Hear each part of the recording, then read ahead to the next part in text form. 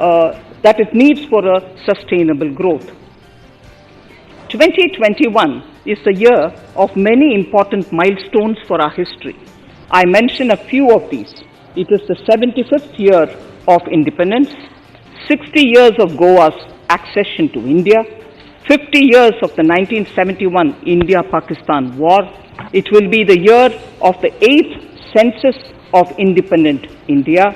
It will also be India's turn at the BRICS presidency, the year for our Chandrayaan-3 mission, and the Haridwar Mahakumbh.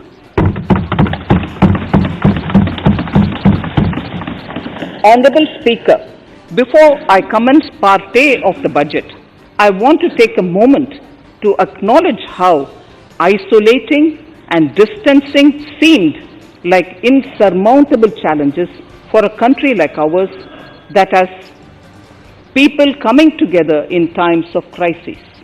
It hurts us in many ways. It hurt us in many ways. I bow my head in respect to every citizen for the endurance shown in facing what was an undeniably a tough year for all our physical and mental well-being. Part A. In Part A, I wish to lay a vision for Atmanirbhar Bharat. Atmanirbhar Bharat or Atmanirbharta is not a new idea. Ancient India was largely self-reliant and equally a business epicenter of the world. Atmanirbhar Bharat is an expression of the 130 crore Indians who have full confidence in their capabilities and skills. We are already part of international groupings such as the G20 and the BRICS, the Coalition for Disaster Resilient Infrastructure, and the International Solar Alliance are realities today due to India's efforts. The proposals in Part A will further strengthen the sankalp of nation first, doubling farmers' income, strong infrastructure, healthy India, good governance, opportunities for youth, education for all, women empowerment, and inclusive development, among others. Additionally, also on the path to fast implementation are the 13 promises we had made in the budget of 2015-16, which were to materialize during the Amrit Mahotsav of 2022 on the 75th year of our independence. They too resonate with the vision of Atmanirbharta. The budget proposals for 21-22 rest on 6 pillars: health and well-being, physical and financial capital and infrastructure, inclusive development for aspirational India, reinvigorating human capital, innovation and R&D, and as 6th, minimum government and maximum governance. I now move to talking about the first pillar, health and well-being. Even at the outset, I would like to say that the investment on health infrastructure in this budget has increased substantially. Progressively, as institutions absorb more, we shall commit more.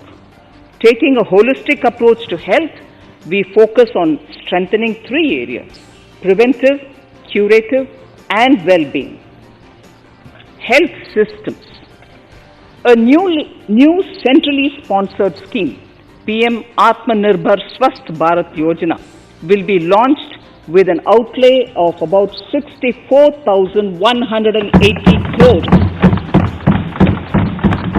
over 6 years.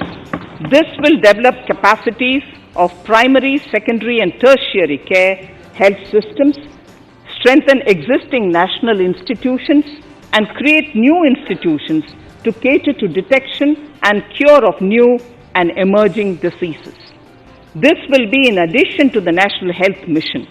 The main interventions under the scheme are support for over 17,000 rural and 11,000 urban health and wellness centers, setting up integrated public health labs in all districts, and 3,382 block public health units in 11 states, establishing critical care hospital blocks in 602 districts and 12 central institutions. Strengthening of National Center for Disease Control, its 5 regional branches and 20 metropolitan health surveillance units. Expansion of the integrated health information portal to all states and UTs to connect all public health labs. Operationalization of 17 new public health units and strengthening of 33 existing public health units at points of entry, that is at 32 airports, 11 seaports and 7 land crossings. Setting up of 15 health emergency operation centers and 2 mobile hospitals. And setting up of a National Institution for One Health, a regional research platform for WHO, World Health Organization, Southeast Asia Region Office, 9 biosafety level 3 laboratories and 4 regional national institutes for virology. Nutrition. To strengthen nutritional content, delivery, outreach and outcome, we will merge the supplementary nutrition program and the Poshan Abhiyan and launch the Mission Poshan 2.0. We adopt an intensified strategy to improve nutritional outcomes across 112 aspirational districts. Universal coverage of water supply. The World Health Organization has repeatedly stressed the importance of clean water, sanitation and clean environment as a prerequisite to achieving universal health. The Jal Jeevan Mission Urban will be launched. It aims at universal water supply in all 4,378 urban local bodies with 2.86 crores household tap connections as well as liquid waste management in 500 Amrit cities. It will be implemented over 5 years with an outlay of 2,87,000 crores.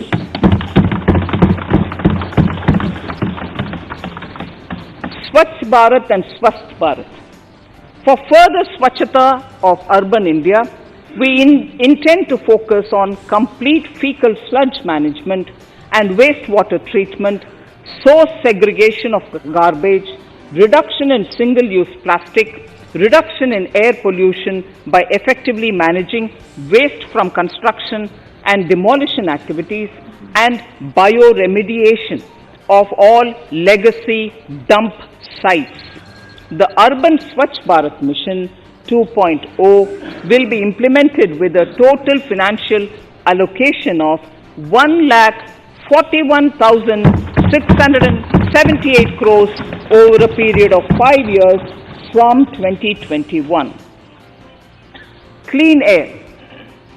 To tackle the burgeoning problem of air pollution, I propose to provide an amount of 2,217 crores of rupees for 42 urban centers with a million plus population in this budget. Scrapping policy. We are separately announcing, Honorable Speaker, a voluntary vehicle scrapping policy to phase out old and unfit vehicles. This will help in encouraging fuel-efficient, environment-friendly vehicles, thereby reducing vehicular pollution and oil import bills. Vehicles would undergo fitness tests in automated fitness centers after 20 years in case of personal vehicles and after 15 years in case of commercial vehicles. Details of the scheme will be separately shared by the ministry. Vaccines. The pneumococcal vaccine, a made-in-India product, is presently limited to only 5 states. It will be rolled out across the country. This will avert more than 50,000 child deaths annually.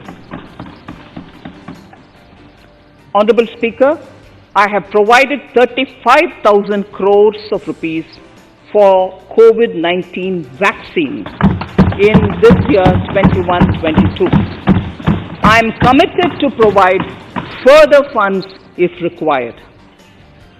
So the budget outlay for health and well-being is 2,23,846 crores in this BE 21-22 as against the BE of only 94,452 crores, and it marks an increase of 137%. The details of the same are at Annexure 1 of the speech. Honorable Speaker, I now move to the second pillar, physical and financial capital and infrastructure. Atmanirbhar Bharat, production-linked incentive schemes are things which I would like to place an emphasis. For a $5 trillion economy, our manufacturing sector has to grow in double digits on a sustained basis. Our manufacturing companies need to become an integral part of global supply chains, possess core competence and cutting-edge technology. To achieve all of the above, PLI schemes to create manufacturing global champions for an Atmanirbhar Bharat have been announced for 13 sectors. For this, the government has committed nearly 1.97 lakh crores over 5 years starting this financial year. This initiative will help bring scale and size in key sectors, create and nurture global champions, and provide jobs to our youth. Textiles. To enable the textile industry to become globally competitive, attract large investments, and boost employment generation, a scheme of Mega Investment Textiles Park will be launched in addition to the PLI schemes. This will create world-class infrastructure with plug-and-play facilities to create global champions in exports. 7 textile parks will be established over 3 years. Infrastructure. The National Infrastructure Pipeline, which I announced in December 2019, is the first of its kind. Whole of government exercise ever undertaken by Government of India. The NIP was launched with 6,835 projects. The project pipeline has now expanded to 7,400 projects. Around 217 projects worth rupees 1.10 lakh crores under some key infrastructure ministries have been completed. The NIP is a specific target which this government is committed to achieving over the coming years. It will require major increase in funding from both the government and the financial sector. In this budget, I propose to take concrete steps to do this in 3 ways. Firstly, by creating the institutional structures. Secondly, by a big thrust on monetizing assets. And thirdly, by enhancing the share of capital expenditure in central and state budgets. Infrastructure needs long-term debt financing. A professionally managed development financial institution is necessary to act as a provider, enabler, and catalyst for infrastructure financing. Accordingly, I shall introduce a bill to set up a development financial institution. I have provided a sum of 20,000 crore rupees to capitalize this institution. The ambition is to have a lending portfolio of at least 5 lakh crores for this DFI within 3 years' time.